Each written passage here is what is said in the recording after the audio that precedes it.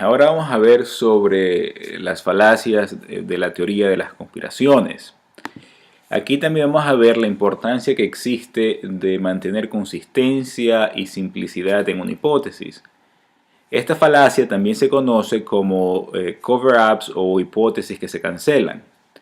Esta falacia se presenta cuando se trata de explicar que tu argumento no puede ser probado o verificado porque la verdad o la evidencia que lo respalda está siendo ocultada o destruida por un grupo de personas.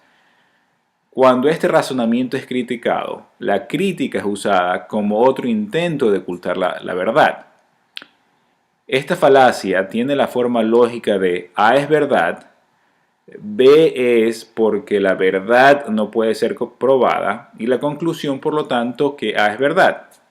Por ejemplo, el arca de Noé fue descubierta por el gobierno cubano, pero porque ellos detestan la religión, lo están escondiendo desde hace muchos años. O hay evidencia de que los extraterrestres existen, pero está escondida en el Área 51 del gobierno americano y lo hacen para obtener su tecnología. Por lo general, se ignora las improbabilidades que se encuentran en estas conspiraciones a gran escala, al igual de la gran cantidad de personas y riesgos que tendrían que existir por todas las personas que están envueltas.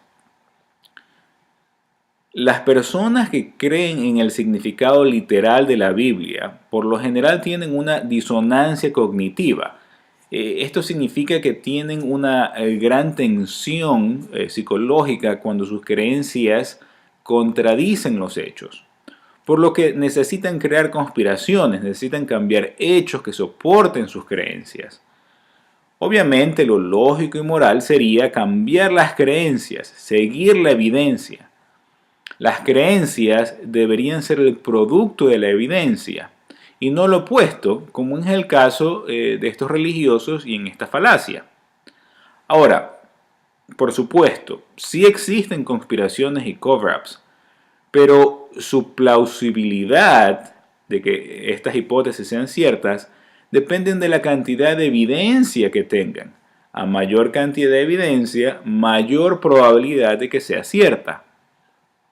Ahora, recuerda que posibilidad no significa probabilidad, es una gran diferencia.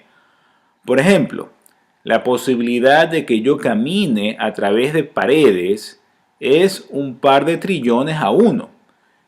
Me tomarían billones de años lograrlo. Claro está si aceptas la teoría del túnel cuántico, pero el punto es de que posibilidad no significa probabilidad. Una posibilidad de 2 trillones a 1 no significa que algo vaya a pasar, que algo sea probable. Más profundamente, el problema de estas hipótesis se origina en la regla de plausibilidad o de las hipótesis. Esta regla básicamente dice que una hipótesis para ser plausible tiene que tener dos cosas. Uno, que sea consistente, es decir, que tenga consistencia. Y dos, que sea simple, la regla de simplicidad. Otros hechos siendo iguales, una idea, una hipótesis es más plausible que otra si ésta es más consistente con el resto del conocimiento que hemos adquirido, que hemos verificado a través de la evidencia, y a su vez si es más simple. Por ejemplo, consideremos dos teorías que explican la existencia de un sexto sentido. La teoría 1 dice que ciertos pájaros migratorios pueden percibir el campo magnético de la Tierra y es por eso que pueden llegar a su destino sin perderse. La teoría 2 dice que ciertos humanos tienen una capacidad extrasensorial y pueden predecir el futuro. Cuando inducimos una hipótesis es porque queremos explicar algo, pero no estamos trabajando desde cero en un vacío. Tenemos una gran cantidad de conocimiento, de contexto que hemos amasado, que ha sido validado por una gran cantidad de evidencia. Por ende, una nueva hipótesis que está en conflicto con otras teorías que han sido validadas, deberá tener un estándar de evidencia mucho mayor, deberá tener un gran respaldo de evidencia. Por otro lado, una hipótesis que esté en acuerdo con todos los principios basados en evidencia que hemos adquirido, necesitará un estándar de evidencia menor. Volviendo a nuestro ejemplo, la teoría 1 es más consistente con nuestro entendimiento de la realidad. La presencia de un órgano que sea capaz de percibir el magnetismo es totalmente consistente con lo que sabemos de la percepción sensorial.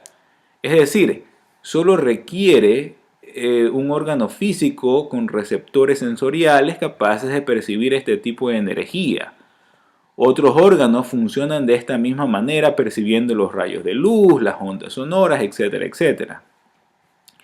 En cambio, la teoría 2 significaría que ignoremos todo lo que sabemos y aceptar que ciertos humanos pueden hacer cosas extraordinarias como predecir el futuro o hablar con muertos porque dicen tener una capacidad extrasensorial.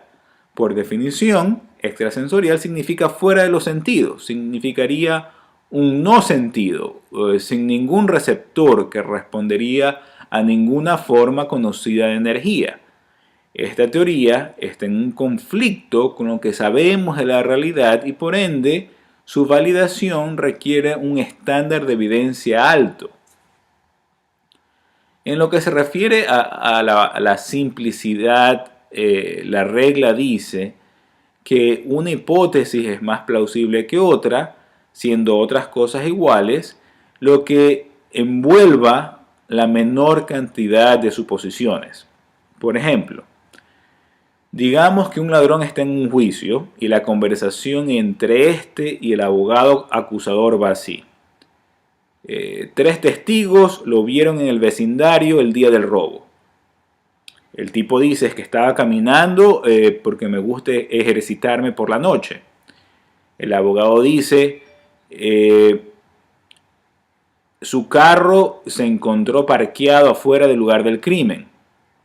El acusado dice mi amigo se llevó el carro esa noche y vive en el mismo vecindario. El abogado dice las pertenencias de la víctima se encontraron en su casa. El acusado dice alguien a quien no le caigo bien las dejó ahí para incriminarme. En este caso es más plausible que la hipótesis 1 sea verdadera, es decir, que este señor es culpable del crimen, lo que requiere solo una suposición. En cambio, la hipótesis 2 es que este señor no es culpable y es menos plausible porque tendríamos que aceptar 3 diferentes suposiciones. En lo que se refiere a las conspiraciones, la presencia de una sola suposición da la ilusión de simplicidad, pero en realidad deja más vacíos que respuestas. Por ejemplo, la teoría de la conspiración de que el gobierno de los Estados Unidos, su sistema político y financiero, está gobernado por una secta secreta internacional de banqueros. Esta teoría, esta hipótesis, da la ilusión de simplicidad, pero en realidad deja más preguntas sobre la mesa. Como por ejemplo, ¿cómo este grupo obtuvo tanto poder? ¿Cómo controlan una nación de millones? ¿Cómo controlan miles de políticos y líderes financieros? Y si lo hacen, ¿cómo cubren sus rastros? ¿Cómo hacen para mantener en línea todo este grupo de hombres y mujeres en silencio? Etcétera, etcétera, etcétera. En resumen, tenemos que justificar nuestras conclusiones con evidencia. Una hipótesis es más probable que otra si es consistente con los principios basados en evidencia ya aceptados por la ciencia. Caso contrario, requiere una gran cantidad de evidencia, una hipótesis que esté en conflicto con lo que se conoce para que sea plausible. Una hipótesis es más probable que otra si requiere una menor cantidad de suposiciones y es más simple. El punto final es que es mejor cambiar tus creencias acorde con la evidencia que vivir en castillos de aire.